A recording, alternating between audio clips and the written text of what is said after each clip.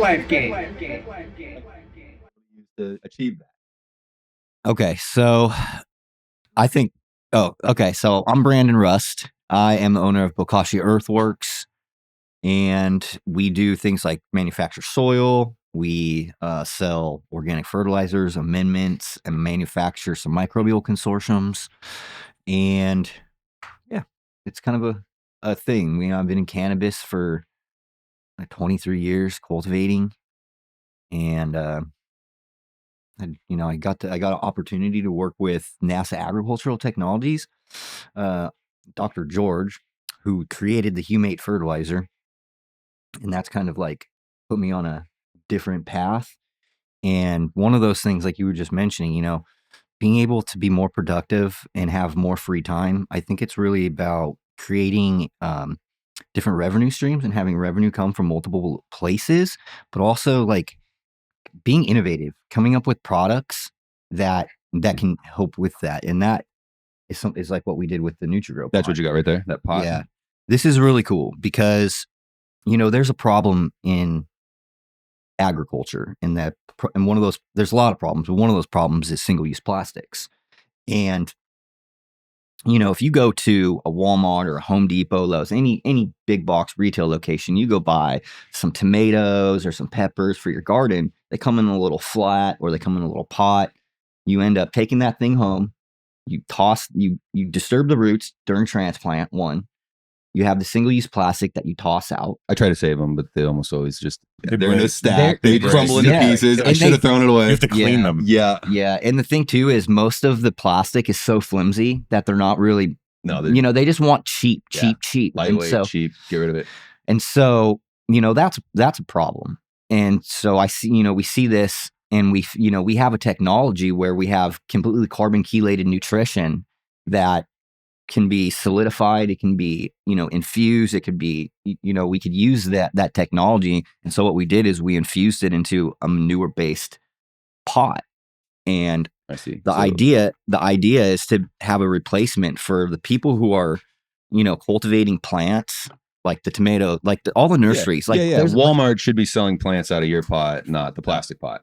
Yeah. For a multitude of reasons. Yeah. So, and it's also a good, product for the consumer too, because there are people who are also, eco-conscious and are like, hey, we would rather do our seed starts. And then also there's 100%. People, ease of use, because if you don't have to go buy an additional bag of fertilizer also, and you have something like this, which is breaking down and releasing all of the nutrients are in that pot. The nutrients and so when I plant that whole plant and pot into the bigger plant or pot or ground or whatever, then it's already pre-fed for some period of time. Mm-hmm. Awesome. And the idea is this, when we're looking at soil health and fertility, a big part of that is the biosphere and the actual percentage of organic carbon that's in the soil, because the organic carbon is what cycles phosphorus. It does nitrogen fixation, it has a bunch of different chemical dynamics that interplay with biology and carbon to help with availability.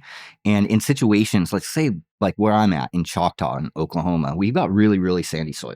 My EC is so low and my ppms are like 24. My water holds more nutrients than my soil. It's essentially sand. Yeah. It's sand with a small amount of organic matter. Now, when you have situations like that, places like Dubai, for instance, or Nigeria, where you have really poor soil quality, you're not just, look, this is a carbon source. Right. So you're sinking carbon. Yeah, when you go to regreen a desert, step one, bring a bunch of carbon in. Exactly. So it's like when you think about like how agriculture has tripled over the last 10 years in places like Saudi Arabia, that's desert. And they have to figure out how to bioremediate but be effective and grow crops at the same time. Yeah, and it's got to be efficient. And that your solution is a very efficient one because it's already something you're doing, but we just replace this one piece and it solves a bunch of input. And then you just bake the little seed in there, right? And then now you can deliver your super heady, what do we got here? Just a religion, eh? Is there one of theirs seeds in the bottom of that pot and just add soil and off you go? That'd be Yeah, great. you know what I mean? Put a seed in there. That's the whole idea, is to germinate, or you could take transplants. There's a big company called Bona.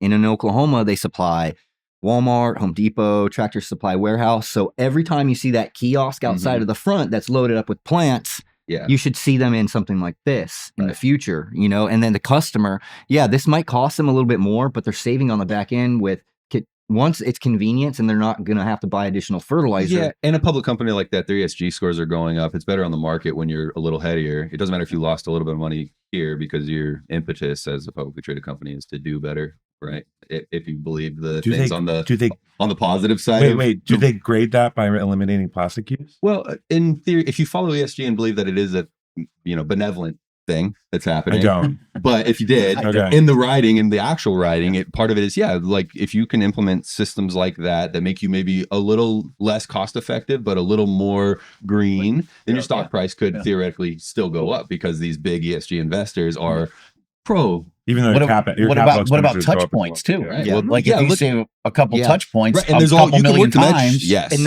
that's the thing too. So if you were to take something like this, even the smaller ones, like because most farmers will get seed starts and they might even just be in a 1x1, like a 1x1. It may not have enough nutrient for that whole crop, but they're not going to have to go right behind planting and fertilize. No, for sure. There's saved labor cost and saved input cost. And if you can pitch that out to the customer, whoever that may be, the farmer or the Joe Blow that's buying it at the nursery, and say, hey, you can plant this and forget about it for a little bit longer, then maybe you can justify those increased costs so you can charge it. Like these plants will take less follow-up maintenance On industrial level, you save, 2 touch points, 10 million easy times. money there. You just save 20 million touch points. That's worth money. That one's a no-brainer. Can I poke at the idea? Because that's what I do at everything. Sure. All right. Can I see the pot? Yeah. First of all, I love this idea. How long is the fertility for the life of the pot? So the idea is once we have we scaled out manufacturing, that we can do different formulations, and we can do different formulations based off of crop needs. So it depends on the plant. Yeah. Okay. So let's say put a cacti in that thing. This is an even formulation, 9-10-9, right? Okay. This is just a general. So it's an organic slow release.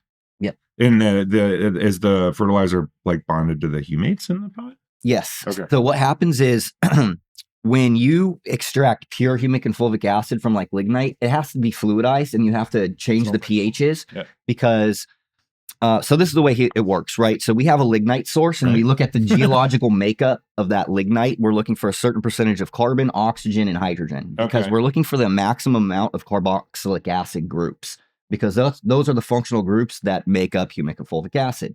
Now, what we do is it's micronized and then it's fluidized, and you'll use something to a catalyst. We'll use potassium hydroxide, right? Okay. And that jacks the pH up. And so what happens is the pure fulvic acid and the pure humic acid becomes soluble. And then everything so it balances out the pH. No, this is just one of the parts. Oh, good. I'll keep going. So it fluidizes that. At that high pH, all of the humane, all of the junk, everything else besides the humic and fulvic acids precipitates out and falls out of solution. Okay. Then what they do is they have a fractionated humic and fulvic substance that's combined, and then they have the human. They take off the humic and fulvic acid, and then they use phosphoric acid to drop the pH because it drops it back down. Just acid base bounces back and forth. Just a liquid to liquid separation. And so what happens is the humic and fulvic acid, they separate because humic acid, the larger molecules, are not soluble in acidic conditions. So it precipitates out of solution. And then you can extract the pure fulvic acid, right? And so how long does that little thing take to break down in the rain? Like if I put that That's what I wanted to know. Oh, yeah. If this was in the rain, this is going to like a week. It's going to get, if that gets wet, how long after it gets wet does it take to fall apart?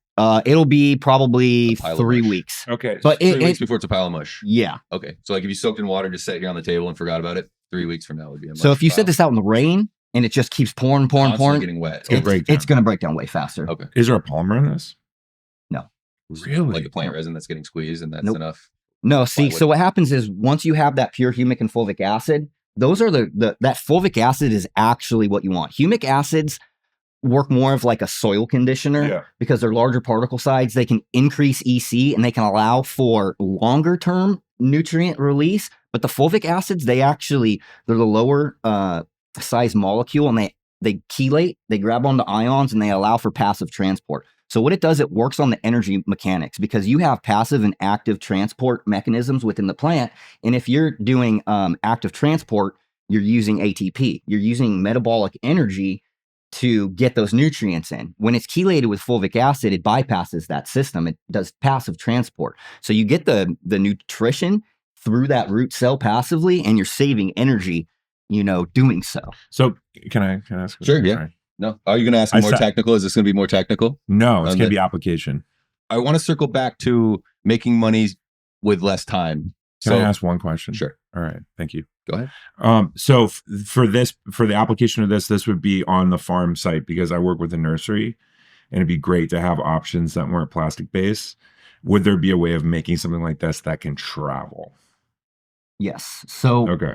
the idea is when we have our, all of our machines, pulp mold machines and everything to do the infusions and everything like that, we'll be able to custom design the shapes. So if you want like pansy growers, they use a 3x3 18 flat. So there's Yeah. 18 3x3s in a flat.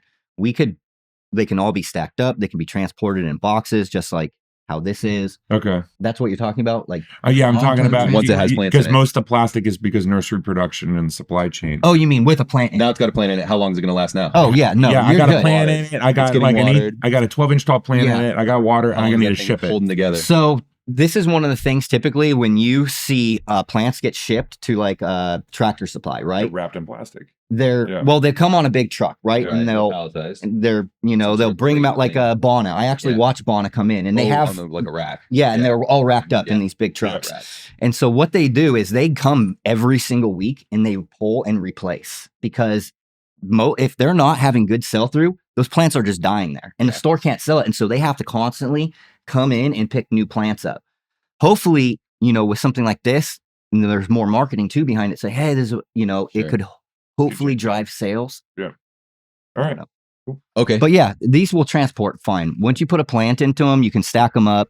And again, we can custom build this to like if we need to do thicker sizes. Gotcha. So So it less can than last. Yeah, that's what I was wondering. Yep. Nice. It's all custom designed. The size, and factor, also everything, yeah. the fertilizer that we put in there. We Sure. can custom. If we For get an whatever your order plant is. for greenhouses that are growing tomatoes and they need 1 million cups. Yeah.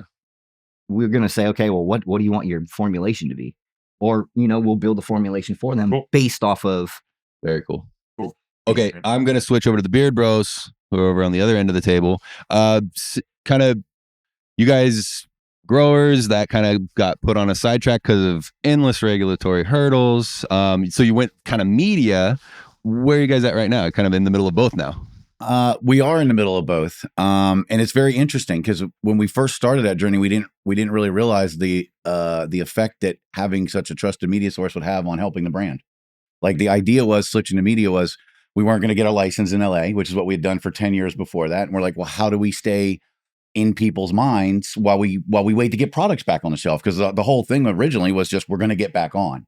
With our flour, which hasn't happened. but what happened, we just realized, how do I stay in somebody's head every day is I'm on their phone. Right. I'm In on their pocket, social yeah. media. Sure. And so we just started doing more and more media, and it branched into a thing. But now we're, if you would ask me 5 years ago if I could sustain a living by not selling pounds in Los Angeles, I would have said no. How would I do that? So it's been a pivoted transition into it. But now we recognize it as an amazing advantage that we just keep feeding into. Yeah, the internet, specifically towards that, making money while not doing anything, magic money. I've stumbled into several different occasions through the internet to make magic money. Like, Mailbox money. yes, Mailbox while you money is sleep. good. Yeah, mailbox money while you sleep. And that's kind of one of those keys. And then, like you said earlier, someone said diversifying that and having multiple different forms of mailbox money. That's the real key. Yeah. that the internet makes available. Our push most recently has been getting products into other states.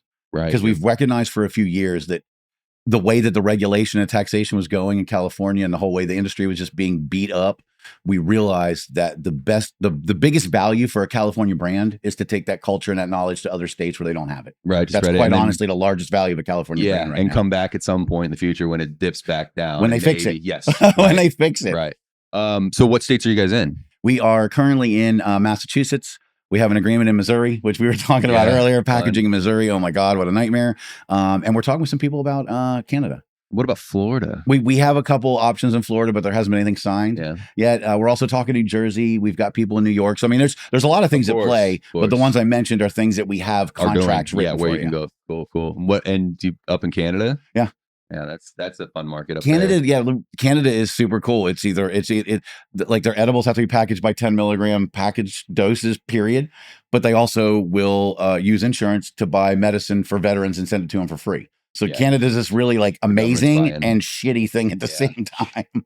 One thing I experienced up in Canada was the government buyers. So like, they tell you what product to produce because that's what they're going to buy. And so if you come to them and say, hey, I want to sell this, live resin, I got some rosins, they'll say, yeah, that's great, but you also need to produce this, all of this X. They got this crazy, it's kind of similar to traditional resin type hash, but they put artificial terps on it and they roll it in keef. And it's a huge percentage of the market. Like all of their upper parts of Canada are buying this crap. And so the buyer's like, yes, but make all this for me. And then the buyer will not be working there in a couple months because he's a government employee. And the new buyer's like, I don't want all that crap. What is Like, this? No, that's trash. Well, and getting into different markets around the country gives you a really good insight into what people are doing. And, you could say, the progressive states are 10 years ahead and I'm just going to bring this into a state that's behind, but it doesn't always work that way. No. For instance, we just got done working in Montana for a year and consulting, and one of their number one forms of concentrate up there is shatter. Yeah. They love their shatter. That's good for us. It's great for us, It's but a I'm great just like, time. We know so much more now than we did. Right. We can make, you want shatter? Oh boy, I got the best shatter that ever existed for cheap. Yeah. Yeah. Some THCA, you melt it down and add a little bit of terps back into. Best shatter you've ever seen. The solventless guys are rolling around, kicking and Yeah. Well, you can make shatter out of solventless too. I've seen it. It's great. It's a arduous task, but you can definitely do it. Yeah. Yeah. All right. Tell us about you, dude.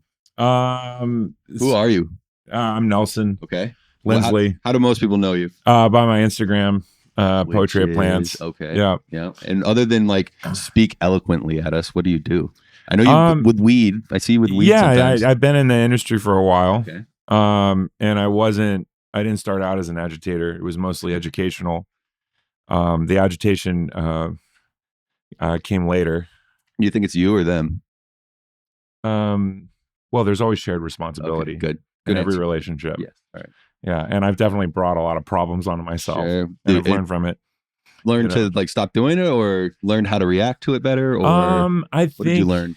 I think like what you give is what you give is what you get. Certainly. So like whatever So- your intention of the shit posting you're putting out is. Well, I think there's like a delusion of righteousness in this space that yeah. I would succumb to. Yeah, for sure. Like You you know. thought your opinion was pretty good, and then got knocked down a couple pegs, I mean, I would sure that happens every day. which is how you're Yeah, supposed to but bring that's how you information in. grow. Yeah. But it's like But- the approach that you took putting it out and that other people took giving it back that is all the difference in the world. I think I learned how to set traps online psychologically. You ever get caught in those? Um. Like yourself on accident? Like, fuck. Someone catches Well, I mean that's inevitable. Right? It totally You're is. setting traps. Like you might get trapped. They don't all eventually. go off the way you might expect. Step back in your own on the way on the But I way can't home. really bitch about it. Yeah, no bear traps. So A few. yes. But the thing for me is it was so the principal reason why I started agitating was because I was trying to do some things progressive with technology in the space. Mhm. And you get a lot of hate from that. Yeah, for sure. And then you get people that are just trying to knock down an You're not idea. hand watering? How dare you? Yeah. Right. So that was early on. And it's funny, like a lot of those guys now that used to hate on some of the practices or techniques or technology, they've become ubiquitous.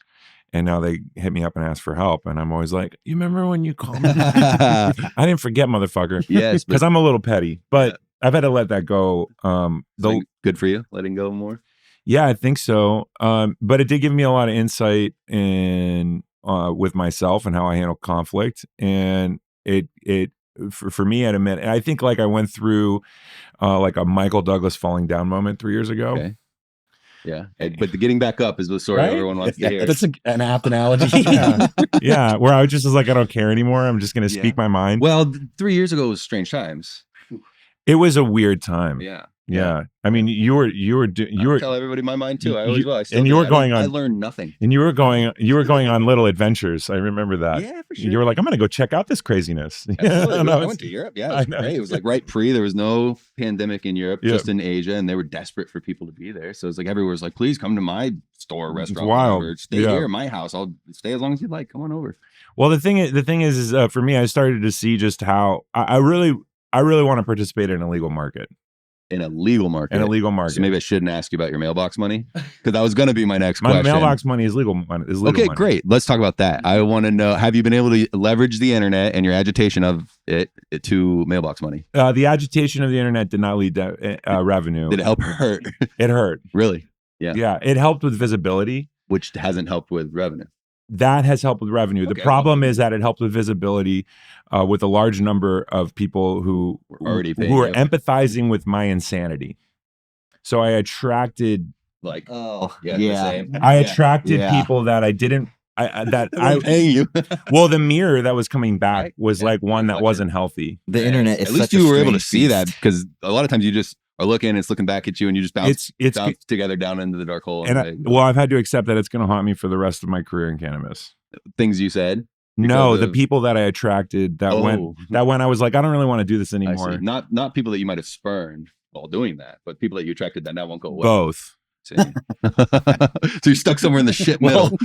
Well, yeah, So- but that's life. Yeah. Still have mailbox money. Yeah. Okay. Because my main focus isn't that. My main focus is helping businesses thrive and survive. Awesome. So like what I do online is has been a persona. Sure. And I decided to make it more authentic and get away from the persona, because even though maybe like some of the people that I would, Troll.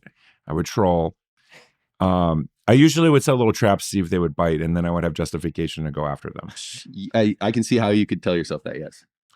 But that was But no, that wasn't. I wasn't telling myself that. It was a strategy. Yes, I understand. And now the And- strategy gets used on me like every day. Yeah. So I'm and like, you've oh, I know learned this from one. it. I It wrote wasn't- this fucking book. Yeah. But wait. So okay. So you do like consulting with these companies? I that do you- consulting. I have a I I have a partner called Highline Nursery, Okay. And they're third generation farmers. And I consulted with them early when they got started in 2016. They're from Humboldt. Okay. They come from a long lineage, and it's a long, great group of farmers from Humboldt. And then we have a location. We have a 4-acre nursery in Humboldt, and we have an indoor grow in LA. Awesome. And they're just part of my family. You know how that is. Sure. Yeah. You get Yeah. with these growers, you build these relationships. Yeah, you no, they're support brothers. Them, They're brothers and basically. sisters. You are their income for a long time. And but both And back it's a and relationship. Likewise. it's a relationship, Together, the money flows, right? and we've all been through ups and downs. of course. And so a few years ago, I came back from a project I was working on the East Coast, and one of the partners was checking, because I've just been hunting. Most of my growing has been testing, hunting, and selecting. Sure. I've never really been like some guy that was trapping hard. It's mostly like to learn more and then to apply that to the legal Mhm. market. Yeah, and just to be adjacent to the guys that continue to trap super hard, right? The guys that I don't wanna- used your genetics. I don't want to be adjacent to any of them anymore, to be honest. to people that use your genetic to trap. To trap. No, not really. I don't really want to know about what they're doing. I don't want anything to do with it, because I don't think it's going to end well with what's going on in the world right now. And I highly suggest everybody start coming with a strategy out of it. Back to the diversification. Yes. Use me as an example, boys. Like we Yeah. made good cannabis money, and we are still in cannabis in our own ways, but diversify. Buy. And no hate to any of that, because No, it's great. Just instead of buying another glass rig that's probably going to depreciate to shit, buy something real. Just at least put your money in something real. put it into something that you can grow visibly. Yes. Right. Because, and I don't know how much we want to talk about this, but I just think that like when I look at where things are going in the world and in the market, it's pretty unhealthy. Sure. Step 1, mailbox money. Step 2, where do we do with all the money? It's not just. But I wouldn't want my mailbox money coming from Telegram. I'm just being honest with you. For sure. Yeah. All right. Absolutely. And my mailbox money has never come from Telegram. And no, but it could come from like TikTok, like directly. If they, 100%. But those are different strategies. Surely. And there's all these little loopholes that people figure out, because the language is the law. Mhm. So if you understand language, you understand the law, and you Right. understand how to work around it. Yeah. The Pot Brothers are here. They tell you to shut up. Shut the fuck up. Yeah. Exactly. Shut the fuck up. Clear Well, and concise. I just think that like it kind of blows my mind how everything is tracked, Oh yeah. and everyone is just doing whatever they do. It's a different time. It's a different world. Yeah. Like my social media came after my previous life. My previous life, there was no social media. That was not you were an idiot if you were on. So didn't last very long. And then now, if you're not on social media, you're not. It's such a weird. It's such a weird dynamic. Yeah. And it's almost like it's like the bodegas in New York, right? They only have so many hammers, and the moles are popping up faster and faster. And it's like, and then a little derivative is they just New York City just banned Airbnbs. So you got to think. There's all these people that have Airbnbs in this building where the bottom floor is a bodega selling illegal weed. Yeah. And you expect that these guys are going to follow this moratorium because the enforcement's going to walk by the illegal weed, come up the elevator, knock on the door and say, let me see your lease. Are you on the lease that you can actually be here? Or are you illegally renting this out? And so even still, there's like 3,000 unverified listings on Airbnb, and their Facebook marketplace is So there was like 40,000 units on Airbnb in the city before, and they estimate half of them are on, illegally operating still. It's like, so but I know they're tracking it all and they could use it in the end times, but will the AI actually care about all that data of those crimes that we weren't? It depends on where things go. Sure. And that's how authoritarian everything gets. Correct. Yeah. And whether they can use this to come back and say, well, you were violating all these laws then, and we know. And so that's enough to get you into the work camp. Well, I don't know if the work camp might not look like a work camp, but it might be working for the government while continuing to do what you were doing. The work camp exists right now. Yeah. Yeah. Like half of our population is directly reliant on the government. Either they work for them or they just get money from them. And that's the trend that I started to see. And for me, I think the way for us to really hold fast to the progress that we made in legalization is to maybe make a little bit less money the way that we were doing before and reinvest our energy back into these legal programs and try and create a healthy path forward that will support that growth. And I know that's counter to kind of the outlaw sentiment, but I mean, you can look at both sides, right? Well, let me finish the thought. Okay, do. Every up is down, down is up, left is right, right is left, right? So everything is becoming inverted. And this kind of opens up a little segue into, are you familiar with Gene Pool? You guys all know ArcView and Steve D'Angelo, Yes. right? One of the beautiful things that they've been investing in is this group called Gene Pool. And these guys are a patent troll group. So they went and acquired a bunch of these they started with cannabis processing. So they acquired all these patents. And then they put together a pitch deck and say, look at all these patents we have. Investors come, you can buy in because here's how we're going to sue the pants off of all these guys that are infringing. And even if we're wrong, we'll just beat them in court and they'll settle with us. And here's like 5 different ways we'll attack these guys based on their response when we show up and say, hey, you owe us back taxes. We're not going to just, shut you down. We just want you to pay like 15% of all the money you've ever made to up to a certain point, like $1 million or something. And then we'll leave you alone. And then you can be, grandfathered in on our patent thing. And so there's a couple of groups in the space that are actively defending some of these smaller guys because they picked all these little small targets first and said, make an example of it. Yeah, because we'll squeeze you. Yeah. Fight us in court. Watch how that goes. And so ETS, Extraction Tech, they stepped up. They dropped $500,000 defending other companies that are, because they're one of the big targets. And some of the big targets have opened up their eyes and said, hey, wait a minute, this is fucked. Their plan is to first go after all of the equipment manufacturers in the processing space that have been in violation. Then they're going to go to every one of the processors that's been in violation, and they're going to go strong on all of them. This is in their pitch deck. And then they're moving over into the cultivation space, and they're going to go through the entire industry and say, we are a giant patent troll group. Succumb to us or we will squash you. So there's like an organized defense against this. And to relate back to the point you made earlier, the more we play into the legal side of things, the higher the risk is that it turns into big pharma and we get squeezed out. And the more that we do, the more that we don't. Everything's up, everything's down. Because when we do play into it and we develop all this IP, they can take this legal IP, this patent, and the patent office is a fucking shit show right now. It's understaffed. They have no idea what's going on. They're giving out patents for nonsense, which is part of the protection. That's what ETS has been able to do, is file IPRs and go in and say, look, these are bogus patents that. Again, and all it takes is a couple of them to slip, lose, set precedents, and all of a sudden now not only do you have a patent, but you have case precedent that we can enforce this patent. And now it gets much more difficult to invalidate that patent. And so the more we participate, the more we feed into them being able to use that against us. And I think that legalization was a bad idea, but now that we're here, it's like, where do we go? Well, let me counter to that. I think that there's a couple things that I believe. Number one, I think people that have been operating outside of the legal market understand free market capitalism better than anybody else. Agreed. All right. I think that those principles and the people that have been able to be like, I got $1, you got a pencil, blah, blah, blah. That's how things have worked well. That's the only time things work well. Yes. Yeah. In all human economic history. Yeah. So I think that we have a situation right now where we're all kind of living in the world and living outside of it. But the world that we're having to live in is falling apart very rapidly.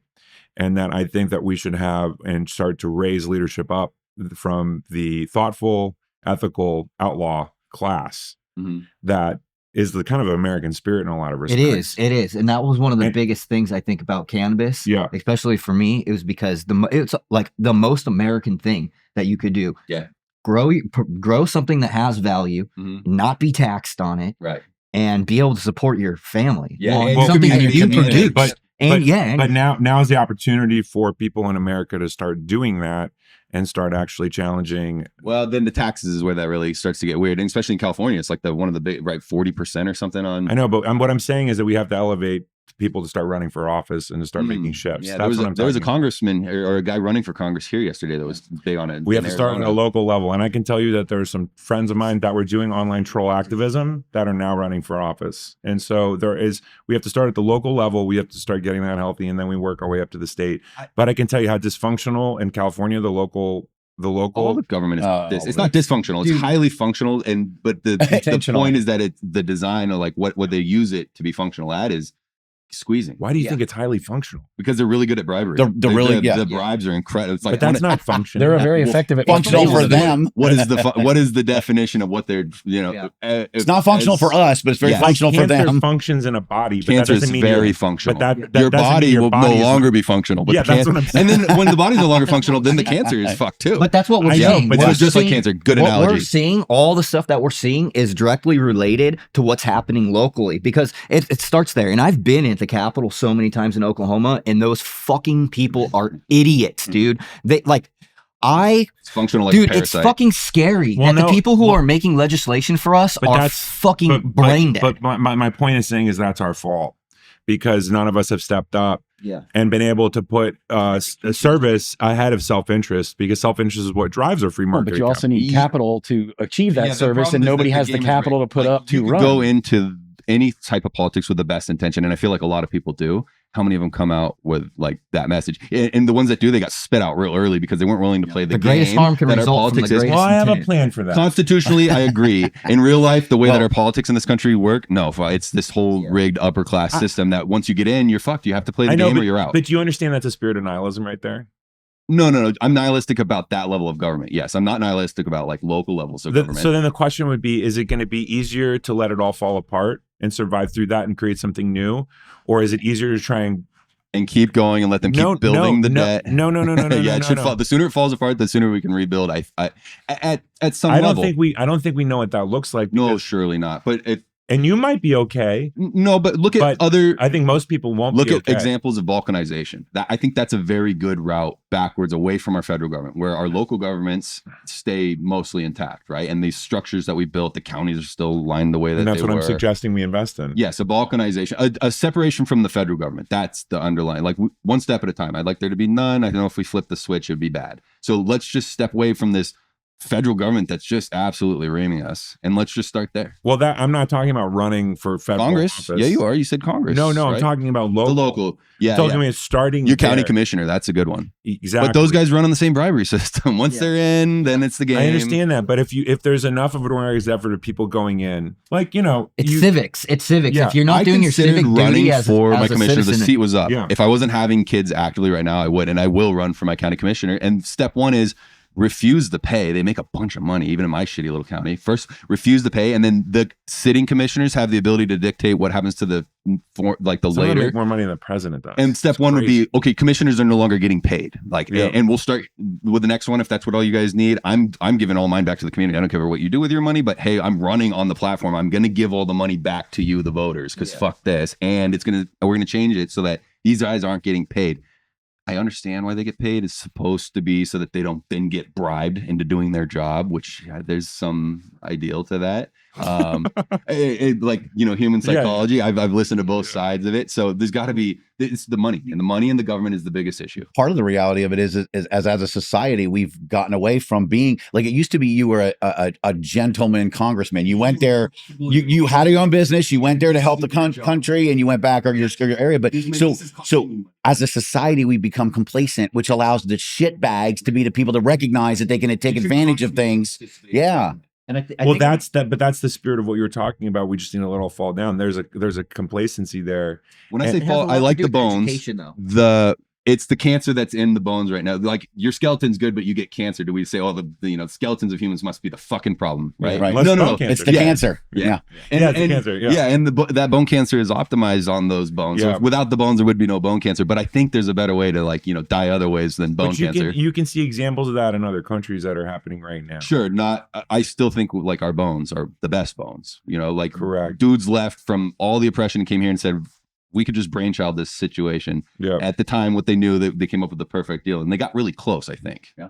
The prosperity that came from those choices they made when they founded the Constitution are unmatched and Correct. recorded history. And that prosperity also came with a cost, and that's what we're facing right now. And they didn't foresee that, I think, and adequately deal with it at the time. But how could They you? couldn't have How could you foreseen do it. that? If they said that 250 they years could, ago. we wouldn't have believed them for good reason. Like, so you're right.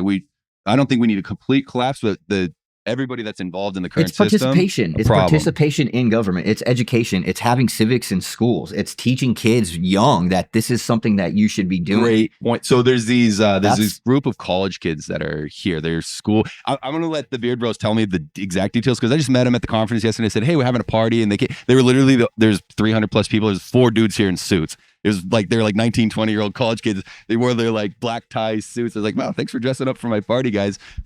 They've got the university behind us. Yeah. Tell us about it. It's Lake Superior State University in Upper Peninsula, Michigan. When we met them last year, they had gotten the college to send 3 of them here to BizCon to explore and determine opportunities. And fast forward 12 months, they have a full functioning cultivation, a full functioning lab. They have a DEA research license. And they're just doing some amazing things. Really, they got access to an NMR. They're like doing all the literally things. these guys And the tracked school's us. paying them to come here. They tracked us down last year to tell us we had written an article. And they literally saw we were at a party, came and found us at the Cosmo and thanked us for writing about their college. And we thought that was just cool as shit. Then they tell us this year they got a lab and a grow, and we're like, dude, what? Yeah, they snuck their way right into the party. I was like, come on over. Yeah. They're really cool kids too. Like Very cool. We've always been involved with, going back to what you're saying about getting involved young. We've been speaking with USC and UCLA's cannabis clubs since 2018. I love going to talk to these college kids. They're not jaded like us old men. They're bright-eyed and bushy-tailed, and the world is still their oyster. Right. Yeah, and so it reinvigorates you. It actually gets our jaded selves back. You know what? There is hope. Like these optimism, young people are doing the right things. And if we can encourage this, it's good. Yeah. Well, that's to me is the potential is re-educating the youth or educating the youth properly. And I've been kind of on this soapbox for the last 2 years. The California State Fair, it was great that we had a cannabis exhibit there. But you couldn't take your children through the cannabis exhibit. There was no consumption. There was nothing that would make it age restrictive, but you still couldn't walk through there as a parent and show your children the positive effects of cannabis and the negative impacts that the war on drugs have had. That's so insane. So that they would then take that information out to their other classmates and Meanwhile, learn young. The viticulture is full of children and the hops are full of children. Meanwhile, you could walk right down there and go into the beer garden with your kids with you and consume alcohol with them, with you. So it's still this double standard that we're trying to overcome. And that is, I think, the biggest draw we have is the passion that all of us have behind the plant and behind a better society, a better system. I think that's an awesome place to wrap this up, is that it's kind of a thing that we all definitely agree on. And we probably all disagree on lots of things, but we all agree on a lot of things. And I really appreciate you guys coming out and talking to us. It's always nice to see inside of the minds of some of the leaders in this space. And in my head, you guys are all sit in that position. So thank you. It's an honor to have all of you. Education, medication, all at its finest. Make the good life game.